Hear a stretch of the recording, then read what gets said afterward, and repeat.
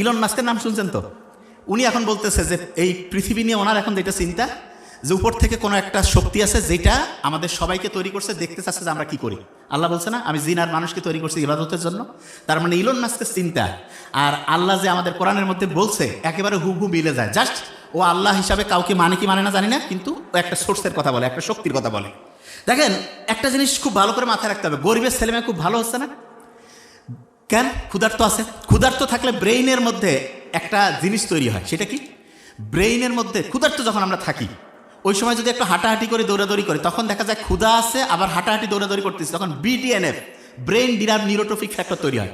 এইটা হলে ব্রেইনটা দেখা যায় একটা জিনিসে ফোকাস করার ক্যাপাসিটি বাড়ে। আগেকার দিনে আমরা কি করতাম, দেখা যেত পথে ঘাটে জঙ্গলে শিকার করে খাইতাম, সারাদিন শিকারের পিছনে দৌড়াচ্ছি, যতক্ষণ খাবার পাইনি ততক্ষণ ব্রেন খুব শার্প, যখনই খাবার পাইলাম খাওয়ার পরে ঘুমায় পড়লাম। এই জন্য ছোট বাচ্চা গরিব থাক ধনী থাক, তাকে ক্ষুধাতে একটু রাখবেন।